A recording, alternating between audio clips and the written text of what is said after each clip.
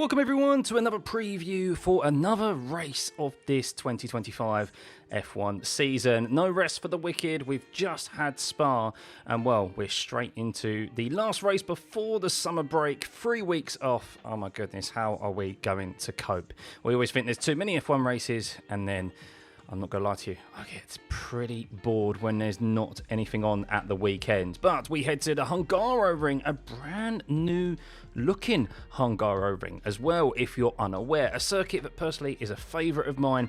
It's one that many always have low expectations of when they arrive here.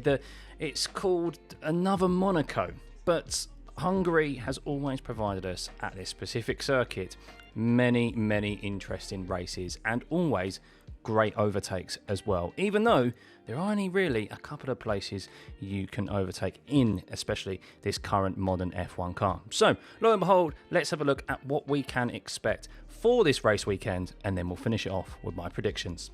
So first things first, the format for this weekend. We are back to the usual formats, 3 practice sessions, qualifying and the race on Sunday. Of course, we had that sprint race at Spa, but we're not due one of those until very later on in the season. So we have on the Friday FP1 for an hour, FP2 on the afternoon, which for guys, if you're wondering which practice session should you tune into, it is always FP2 because that is the relative session to qualifying. That is where we see push laps because the conditions are around, of course, the same time as what qualifying is held in the afternoon on Saturday. So FP2 is the one if you're thinking which one should I spend some time watching on Friday. That's the one you want to tune into and where we get a good indicator of where the true single lap pace is and gives us an insight into qualifying on Saturday. So yes, qualifying in the afternoon on Saturday, where we will have a look at the weather report very shortly. Once again, similar to Spa, it could play a factor. And well, the race is on Sunday, 2 p.m. UK time, but that is not necessarily always the case wherever you are in the world. Have a look at your own time zones. It is typical European start race time here as we are coming towards the end of the European swing. Now, the track layout of Hungaroring, there aren't any changes to the actual layout itself. It is as you would have experienced in the past. However, on the TV coverage, there will be a new look Hungaroring, as the grandstands and the paddock itself was completely demolished the week after the race ended last year. So it has a brand new look, and hopefully it means that with this new investment into the Hungaroring, which hosts multiple racing series throughout the season and year, it means that hopefully this will remain on the calendar for a very long time to come, because it is a top circuit, Hungaroring. Now, the track itself, there are no visible changes to the track layout as you remember it, but there is a brand new track surface on the start-finish straight for the majority of it, not all of it. Now, what will this do and how will this impact the drivers and particularly the tyres we'll see here this weekend, which we'll touch on in a second? Not a lot, to be honest with you. All it will do is probably provide more top speed for the drivers, as there will be less, obviously, bumps, and a smoother surface means a much more streamlined run down into turn 1, and that's about it, to be honest with you. Some teams will see a gain from this because of raising their ride height at certain circuits to accommodate bumps. Not that Hungaroring was ever really a proper bumpy circuit, but we have seen lots of sparks being thrown up there in the past, and of course that all adds to the concern of the skid plate being worn down and disqualifications, and of course the more contact patch that there is with the surface itself, the slower it's going to make your car go, and draggier it's going to make it go. Now, speaking of drag, this circuit, as you can see from the layouts, there are 2 primary overtaking opportunities here with the DRS, and the DRS detection zone, there is only one, which I'm not too much of a fan of, because down into turn 1 we see many wheel-to-wheel action, but there is a lack of opportunity for a car that has been overtaken down into turn 1 to have an opportunity to come back at that driver who's just overtaken them, because they get double DRS down into turn 2. I would love to see that altered. I'm not sure if it's possible, but I think it needs to be looked at in the future to ensure that there's even more wheel-to-wheel racing. Now, the slipstream is powerful here at Hungaroring, because as from the track layout itself, apart from the first sector, the second and third sector requires quite a lot of downforce. You want that front grip, you want the downforce to be able to go through the corners here as quick as possible, which is why overtaking in the second and third sector is very difficult unless there's a conscious mistake from a driver ahead, which we have seen through the turn 6 and 7 chicane before, and we have seen drivers poke their nose through turn 8 and turn 9. Little tidbit here and something to keep an eye out on. Keep an eye out on Kimi Antonelli here this weekend and how he approaches that middle sector. He has, in F2 and on my very self in sim racing, on iRacing, likes to make a lunge down into turn 9. I wonder if we'd be able to do the same here this weekend in, of course, the much larger F1 cars than F2 cars. We'll see if he's bold enough to do that, or if he'll be a bit safer, as there is a bit of unnecessary pressure on him at the moment from the media and online, it seems, which I don't necessarily agree with. See my previous video. So in relation to the setups we're going to see from drivers and teams here this weekend, you're more likely going to see those on the higher downforce packages. Not the highest you see all year, because teams will take different approaches, and some, of course, will be more to maximising their top speed rather than their cornering ability. However, this sort of circuit, there is a gamble that's maybe worth taking in relation to more of a medium downforce setup, because that top speed, the 2 overtaking opportunities down here, of course, down into turn 1 and down into turn 2, where DRS is utilised, that top speed is essential. However, there's no point having that lower downforce package if you are going to find yourself starting a lot further back down the grid, because over a single lap here, the higher downforce package is going to be more suitable, really, and that's what's going to gain you track position.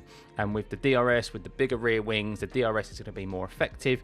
So trying to stay, especially in the dirty air, with a medium or a lower downforce setup than what probably the majority of the field is going to run, is going to make it significantly difficult to try and make that efficiency of top speed worthwhile out of the last corner and down into the first corner and second corner even. So we'll see what the approaches are. Of course, weather, which we'll get onto shortly, could play again a deciding factor on what drivers decide to do, but I don't think it's going to be as widespread as what we saw at Spa, with teams deciding for much lower downforce packages, some running the more higher downforce packages. The amount of time you're spent on full throttle here at the Hungarian is nowhere near as much as what you see at Spa, so that's what we will probably see here this weekend. But don't rule out some gambles to be taken from those maybe further down the field, and even at the front of the field, maybe Red Bull, even, as we've seen Max do a couple of times this season thus far. So now on to everyone's favourite topic, tyres, and they are always very influential here, of course, at any race, but particularly Hungaroring, because this is a track where we often see a 2-stop strategy, or on the cusp of a 1-stop strategy. We have seen many good races here in the past where someone has tried to retain track position at the front on that 1-stop strategy, and we have someone chasing them down on the 2-stop. And it's actually somewhere where we do see tyres reach that figurative cliff. Now, we haven't seen that cliff reached often this season, because Pirelli, at certain circuits where it should have happened, have been too conservative on their tyre selections. However, here they've been always very consistent and always on the ball with their tyre selections, and we are seeing the C3, C4 and C5 used once again here, as we did last year, and that is on the softer range. Not the softest, of course, now with the C6 being available, but that is only for select tracks, such as we've seen in Imola and Monaco, more so street circuits than a track here. Now, why are we not seeing that C6 tyre? Well, that is because we often see the highest track temperatures all season here at the Hungaroring. Last year it peaked at just under 60 degrees, absolutely ridiculous. But the flip side of what makes Hungaroring so great is that we also see an opportunity of changeable conditions as well, wet weather conditions. So this is a place where we do see tyre management actually be a factor, but good tyre management, where tyres, if you're not good on your tyres, you have to commit to a free stop. It's somewhere where you need a car that is very well balanced, and if you've got a car that suffers on time management, as Max Verstappen found out last year, and he's struggling Red Bull at the time, it can become a very frustrating experience for a driver. Now, touching on my predictions slightly here for this weekend, I mentioned that one stop and two stop strategy. Well, that's what I predict will happen with the two McLarens up front. I think most people are expecting the two McLarens to be up front, and as we have seen so often this season, as they are comfortably the quickest car, they were the quickest car here last year, I think we're going to see whichever McLaren driver is trailing in this race, they will hold on to track position. They will commit to the one stop, and the driver that is out up front will probably commit to the two stop, I think, and go on the more aggressive nature. Whether that will be the case or not, I don't know, but I imagine that will be plan A for them. That will be a two-stop strategy with maybe a potential one-stop. But they're going to try and do something different. This track allows them to do that, and we know that they're allowed to fight now, and each side of the garage is allowed to have their own strategy options and offset the other side of the garage, which will make this race hopefully very intriguing for us all. But that is the nature of this circuit.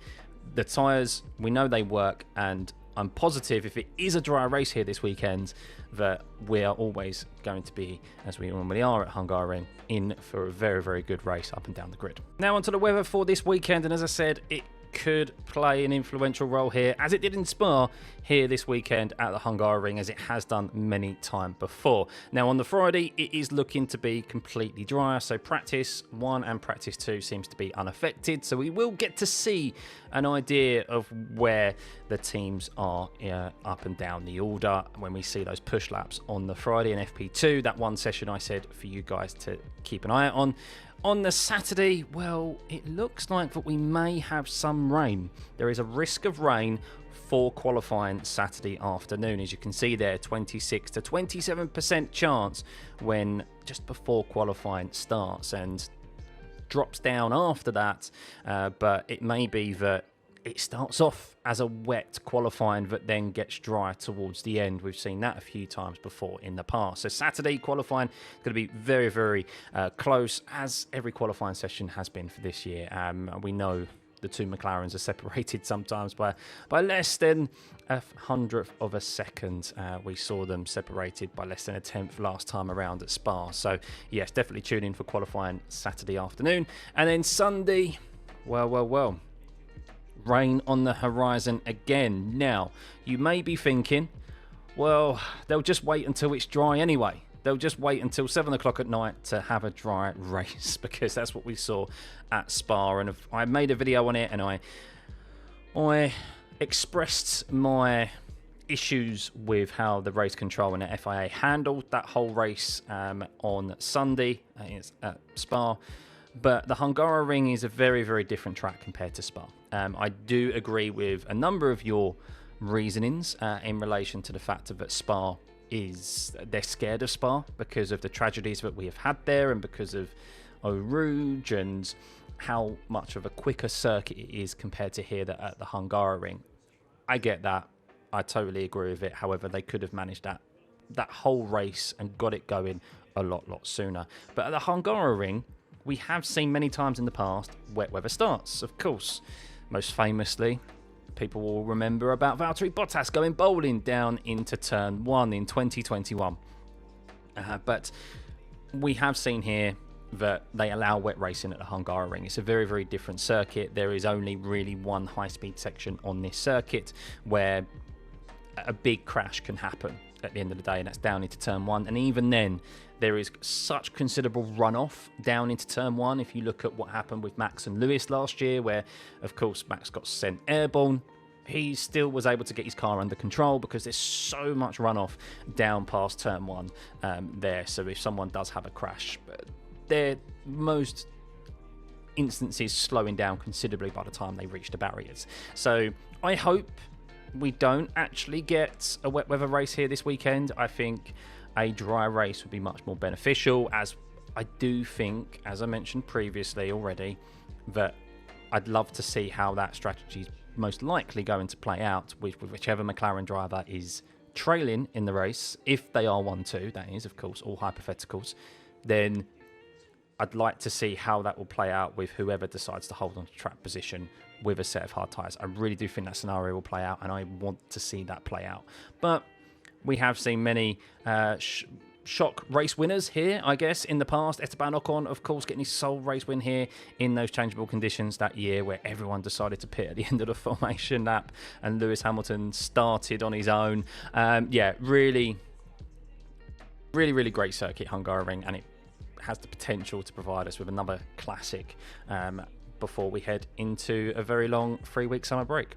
Now on to the predictions, and well, I'm going to repeat myself here. Apologies, guys, if you have already listened throughout this video, but I know a number of you would have skipped straight to my predictions. I think the McLarens are going to be 1-2. Shock, horror. They are by far the most all-round best car at the moment, and well, the Hungaroring, we saw them last year finish so far off into the distance, even with the debacle that, of course, was those team orders situation. And I think we're going to see that again here this weekend. I think this is a track that just suits them down to a T. They've got such an all-round great package that generally they've been running a little bit more downforce and sacrificing top-line speed to ensure that they're much quicker in the corners and just securing P1 and P2 the majority of the times. And this is a circuit where they're going to do that. The DRS is more effective, of course, with the larger rear wings, and they're just going to be so quick in that second and third sector that I don't think anyone's really going to get close to them when it comes to qualifying, to be honest with you. I think when it comes to qualifying, we have seen that really the only way that someone like Max or Charles can get close enough to the McLarens is when they're able to run a completely different setup to them and gamble on that, and like Silverstone is an example, like Miami. But McLaren have made strides forward compared to everyone else, and they're just, I think they're going to easily be 3 tenths quicker than the rest of the field. I will never rule out Max Verstappen, of course, when it comes to qualifying in a single lap, but I don't think that Red Bull can get away at a circuit like this. As I've mentioned already, where Sector 2 and Sector 3 does require more downforce, I don't think he's going to be able to get away with running lower downforce here and sneak a P1 or a front row start, unless there is a conscious mistake by the McLarens. But even then, I think they're just going to be so quick. Now, the strategy in itself, I think, and I'm repeating myself here, I think with the tyres, as we have seen here in the past, that there is an opportunity to do either a 2-stop or a 1-stop here. Now, the McLarens, we know, are very, very good on their tyres. Now, it may be that whoever is the lead driver is able to just take those tyres all the way to the end and do a 1-stop strategy. I really hope that isn't the case. We see track temperatures here skyrocket, which does mean that even if you are good on your tyres, on the softest range of compounds that we have here, the C3, C4 and C5, they even have to commit most likely to a 2-stop. But that doesn't rule out the gamble of a 1-stop. Now, if the McLarens are going to be as comfortable here as I predict they will be and finish so far ahead of the drivers behind, they are going to have that inter-team battle again. And I think whichever McLaren driver is behind is going to do the opposite of the driver up front. So we're either going to see that driver who is trailing go for a 2-stop strategy if that driver ahead is on the 1-stop and try and go on the attack and chase them down, or vice versa. The car behind stays out there, tries to do a 1-stop strategy rather, and hold on to track position and try and hold on to their tyres while they're being chased down by the lead driver who is pitted for a second pit stop. I hope that's the scenario that plays out, and that will be the most exciting for us. And we have seen that scenario played out a number of times here at Hungary, and we know that the McLaren garages either side are allowed to offset their strategies and try something different because they've got the constructors wrapped up. They're more than double the amount of points ahead of Ferrari, who are in second at the moment. So yeah, that's my prediction up front. Who's quickest behind? I mean, I don't know. Will Mercedes turn up? This is a track where I think Kimi Antonelli is good at, and I think you will see a much better Kimi Nelly here than what we saw at Spa. Very uncharacteristic performance from him at Spa. And I think Mercedes, even if there are hotter temperatures here, I think Kimi will do well. I think he will. He won his last F2 race here, his first F2 feature race here in tremendous fashion, and I think we're going to see a very confident Kimi Antonelli looking to bounce back from a poor weekend at Spa.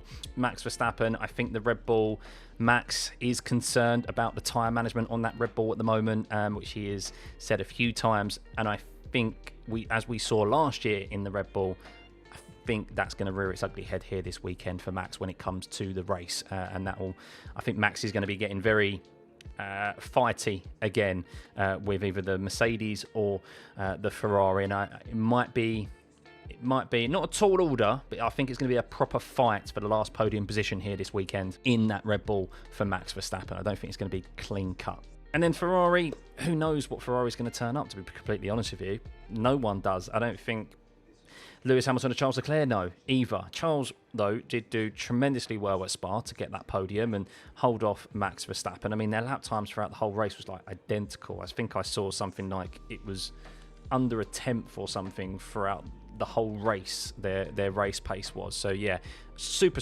consistent from them, and Charles has been able to do that throughout this season in a struggling Ferrari. He's been able to get, on the most part, the most out of that car, and I expect nothing different here this weekend. Now, Lewis Hamilton may fare better than Charles here this weekend, and the only reason I say that is because Lewis has gone very well here in the past at the Hungaroring. I've lost track of how many times he's won here. I think he might be the record race winner here for the amount of wins at the Hungaroring. So he always does well, even in the Mercedes, in his Mercedes era in this set of regulations, he was always qualifying towards the front. Now, will that be the case in the Ferrari?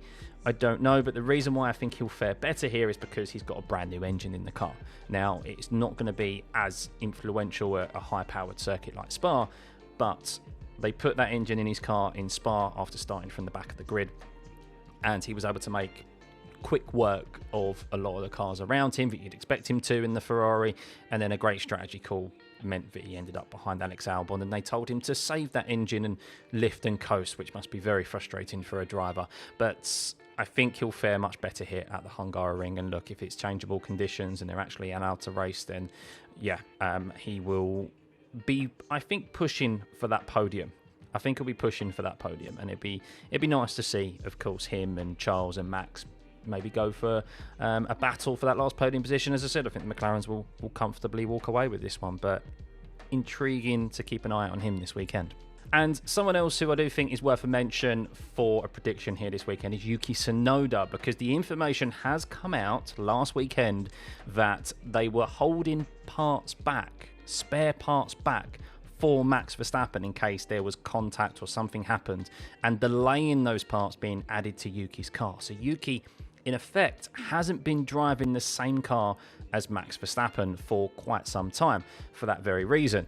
Mekis, who has come in as the replacement for Christian Horner, said no, we are sticking those on Yuki Tsunoda, and he had a much better performance at Spa last time around and was completely shafted by a very late call for the pit stop, and he stayed out a lap longer than he should have done on the intermediates, and he should have comfortably finished in the points and built on a very confidence builder weekend. Ends up coming away from it with another poor strategy decision and finishing outside the points, completely out of his control, and they admitted that. And this is a track as well where Yuki has had a bit of an up and down relationship with, but has generally had good pace at the Hungaroring. And I think after what happened last weekend, I think we're going to see him get into Q3 again here this weekend for two times in a row. And when it comes to the race, that's going to be a different story. Of course, depends on the tyre management that the Red Bull has. But I think there's a great opportunity here for Yuki to qualify in Q3 and to score points, which will be,